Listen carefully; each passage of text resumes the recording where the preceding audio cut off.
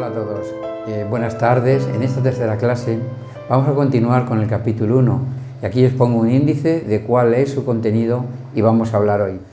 A modo de resumen, en la primera clase hicimos una presentación general, en la segunda hicimos referencia a los antecedentes del espiritismo y por qué estudiarlo, y ahora en esta tercera vamos a retomarlo mostrando los primeros hechos que hacen referencia a los fenómenos Hillsville.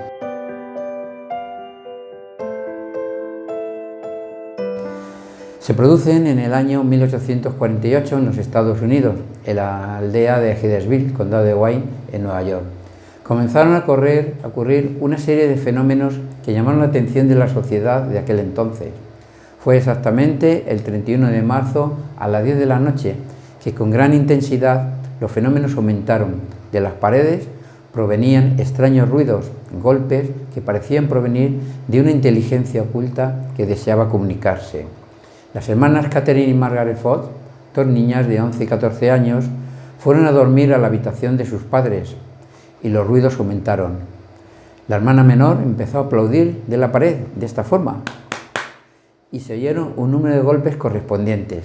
La niña hacía preguntas y de la pared se obtenían respuestas con un golpe para decir sí y con dos golpes para decir no.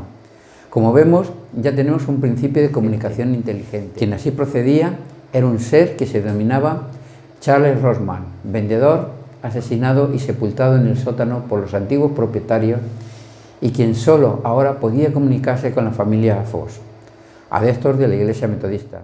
Los acontecimientos conmovieron a la población de la villa, apareciendo después las primeras demostraciones públicas en el salón más grande de Rochester, el Corinthian Hall, lo que trajo como resultado la formación del primer núcleo de estudios. Uno de los frecuentadores, el señor Isaac Poe, creó un sistema de comunicación a través de un alfabeto, mediante la convención que a determinado número de golpes correspondía a una letra. Fue recién en 1910 que unos niños encontraron en el sótano de la casa cabellos y huesos del antiguo vendedor Charles Rossman, constatando de esta forma el hecho. Y esto nos lleva a preguntarnos, ¿qué ocurre cuando alguien muere en circunstancias violentas? ¿Es consciente que ha muerto? Y cuando alguien se quita la vida, ¿qué ocurre? Son preguntas que nos hacemos y que nos gustaría que nos ayudasen a reflexionar. Esto nos lleva a dar por válido las respuestas inteligentes de este espíritu y otros que se comunicaron después a través de las mesas giratorias que dieron lugar al estudio de estas experiencias y que dio lugar al contenido del espiritismo. Siguiendo con la historia, también tenemos el boom de las mesas giratorias, que fue un movimiento que vino después. Claro.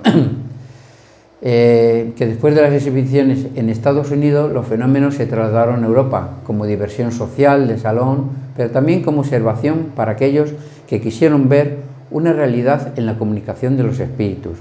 Y ya en 1850 surgieron las llamadas mesas parlantes o mesas giratorias, y se trataba de una mesita redonda con una base de 3 patas, alrededor de la cual se juntaban las personas, que colocaban las manos sobre la superficie de la mesa, la cual se movía, giraba o se sostenía sobre 2 patas para responder a las preguntas.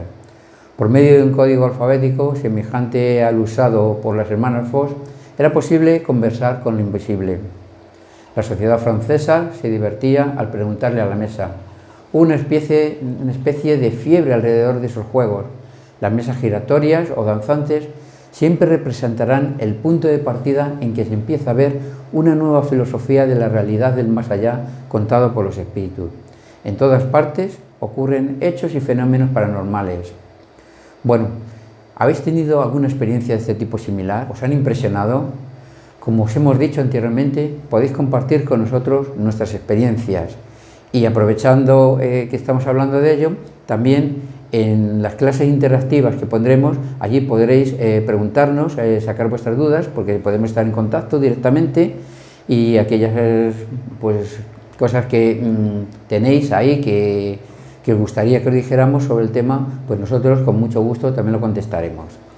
Diversos tipos de estos objetos fueron utilizados para la comunicación mecánica con los espíritus.